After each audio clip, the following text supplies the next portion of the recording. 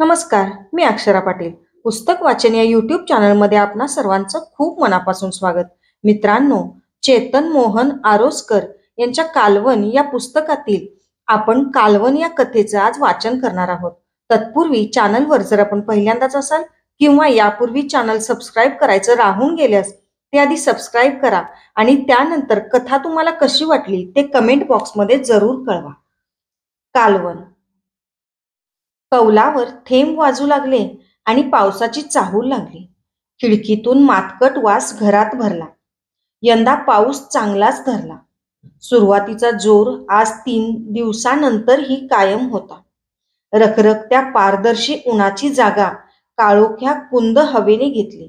सगळंच कसं गारठून निपचित पडल्यासारखं झालं. रहदारीचा जोर कमी झाला. गाड्यांची वर्दळ आटली. कानाकोपऱ्यात आवाज भरला तो पावसांच्या सरीचा. गटारे तांबड्या पाण्याने तट्ट फुगून वाहू लागली. धरित्रीची रयाच बदलली.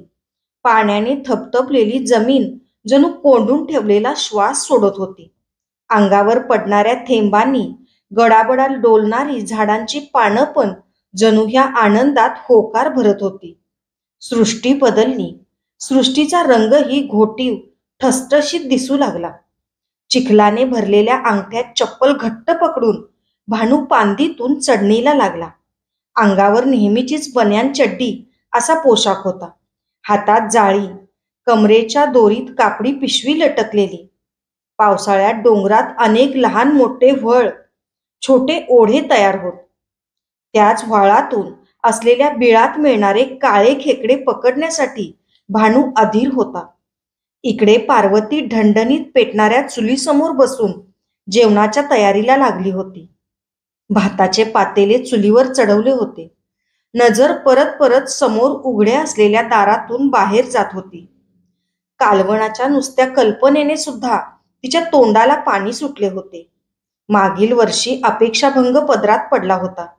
या वर्षी मात्र सगळेच आशेवर होते. दीपू तर आता कळल्यापासून आईला नुसता अंग घासत होता. काहीतरी फुटकळपणा करत वेळ घालवत होता. डोळ्यांसमोर कुर्ल्याचे लालबुंद कालवण नाचत होते. पार्वतीचीही तशीच अवस्था काही वेगळी नव्हती. कालवणाला लागणारे सामान गोळा झाले.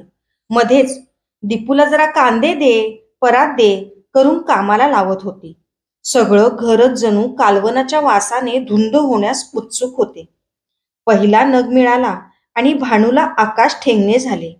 पहिलाच मोठा नग पिशवीत भरला व दुसऱ्याच्या शोधात नजर भिरभिर फिरू लागली. निसरड्या गुळगुळीत गोट्यावरून तोल सावरताना त्याला खूपच कसरत करावी लागली होती. एक एक करत 6 ते 7 नग गोळा झाले. भानू सुखावला. परतीच्या वाटेला लागला. केव्हा एकदा घरी जातो व पार्वतीला खेकडे दाखवतो असं त्याला झालेलं. पिशवीतले ते वळवळणारे खेकडे पारू अनिमिष नेत्रांनी बघत होती. दीपू त्यांना पकडण्यासाठी धडपडत होता व घाबरतही होता. 1 वर्षाच्या प्रतीक्षेनंतर त्याला हा नजारा बघायला मिळत होता. सगळे खुश झाले. तटातटा खेकड्यांचे पाय पिरंगळले गेले. पोटातील घाण बाहेर आली व पातेल्यात सोडण्यास तयार झाले. चूल भगभगू लागले. कालवणाचा झणझणीत वास हळूहळू कौलांवर उठू लागला. घरात भरला. कोणीही कोणाशीच बोलत नव्हते. प्रत्येक जण भुरके मारण्यात मग्न. खेकड्यांचे डोके फोडण्याची स्पर्धा लागली होती जणू. सर्वांनी जेवणे उरकली. पार्वतीने आवराआवर केली. दीपू आपला भोवरा घेऊन दोरीबरोबर खेळू लागला. भानूने पडवीत भिंतीच्या कडेला सतरंजी टाकली आणि आडवा झाला. पार्वतीनेही सर्व आवराआवर करून सतरंजीवर अंग टाकले. वाऱ्याच्या मध्ये मध्ये येणाऱ्या झुळकीने पार्वतीचा डोळा लागला.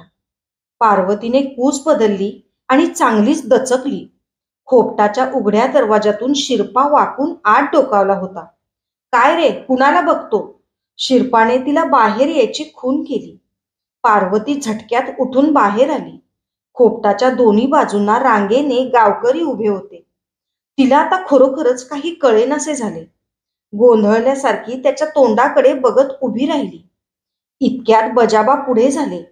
त्यांनी सरळ समोरच्या आंब्याच्या झाडाकडे बोट दाखवले. पार्वती तिकडे टकामका बघू लागले. आंब्याच्या मुळात कोणीतरी झोपलं होतं. जवळ जाऊन बघते तर काय, भानू आडवा पडलेला, तोंडातून फेस आलेला, कपडे चिखलाने माखलेले. धन्याला त्या अवस्थेत बघून तिचा बांध फुटला. काठी मोडल्यागत भानूच्या अंगावरच कोसळली. तिच्या विलापाने जमलेल्या गावकऱ्यांच्या अंगावर सरकन काटा उभा राहिला. मग बाजूच्या काही बायकांनी तिला धरले, तिचे सांत्वन केले. पार्वती जरा सावरली, शांत झाली. अचानक तिला आठवलं, मगाशी धनी तर जेवून पडवीत झोपलेले. मग एकदम असं काय झालं?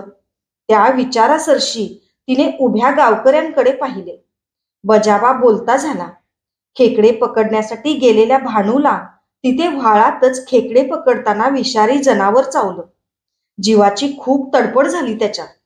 डोळ्यांसमोर दीपू, चुलीसमोर बसलेली पारू, सगळं सगळं दिसलं.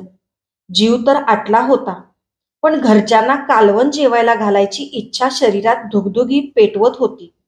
बस काही क्षणच मिळाले त्याला. डोळ्यातील चित्र तसंच रक्ताबरोबर साठत गोठत गेलं. बाणू घरी पोहोचला. कालवणाचा वास घरात भरला. धन्यवाद. अशाच विविध लघुकथांसाठी, विविध वेगळ्या वेगळ्या विषयांवरच्या पुस्तकांसाठी पुस्तक वाचन बाय अक्षरा पाटील या चॅनलला सबस्क्राईब करा आणि व्हिडिओ कसे वाटतात हे कमेंट बॉक्समध्ये जरूर कळवा. थँक्यू.